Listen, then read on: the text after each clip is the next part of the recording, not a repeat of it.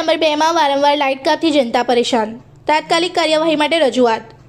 ભરૂચ શહેરના ward number 2ના વિવિધ વિસ્તારોમાં છેલ્લા ઘણા દિવસોથી વીજ પુરવઠો અત્યંત અનિયમિત બન્યો છે, જેના કારણે સ્થાનિક રહેવાસીઓ ભારે મુશ્કેલીઓનો સામનો કરી રહ્યા છે। દિવસ દરમિયાન તેમજ રાત્રિના સમયે વારંવાર વીજ કાપ થવાને કારણે લોકોમાં ભારે અસંતોષ ફેલાયો છે।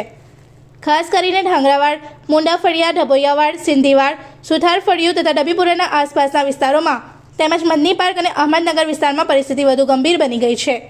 રાત્રિના સમયે ડીપીમાં આગ લાગવાના બનાવો બનતા હોવાથી કોઈપણ સમયે મોટી દુર્ઘટના સર્જાઈ શકે તેવી ભીતિ રહેવાસીઓમાં વ્યાપી છે।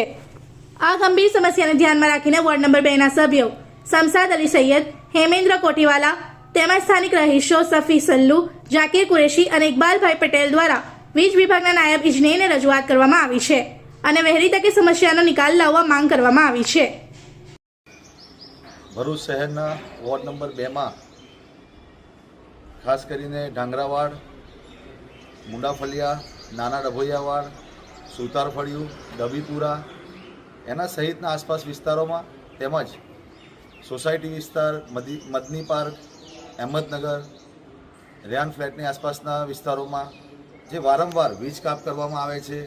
ગઈકાલે રાત્રે પણ નાના ડભોયાવાડ વિસ્તારના અંદર ડીપી બ્લાસ્ટ થવાથી રાત્રે આખી રાત વીજ કાપ હતો, લાઇટ ન હતી। ડીપી બ્લાસ્ટના કારણે આસપાસના વિસ્તારોના અંદર પણ ભયનો માહોલ ફેલાઈ રહ્યો છે। નાના ડભોયાવાડ તેમજ આસપાસના વિસ્તારના રહીશો તેમજ અમારા સાથી કાઉન્સિલરો, વોર્ડ પ્રમુખની સાથે જીબી ખાતે રજૂઆત કરેલી છે અને રજૂઆતના અંતે તેમણે અમને સંતોષકારક જવાબ આપેલો છે। આવનારા દિવસોના અંદર આ કામગીરી પૂર્ણ થાય એવી અમે આશા રાખીએ છીએ। इस वीडियो को लाइक करें, हमारे चैनल को सब्सक्राइब कर बेल आइकन जरूर प्रेस करें हमारी न्यू वीडियो सबसे पहले देखने के लिए।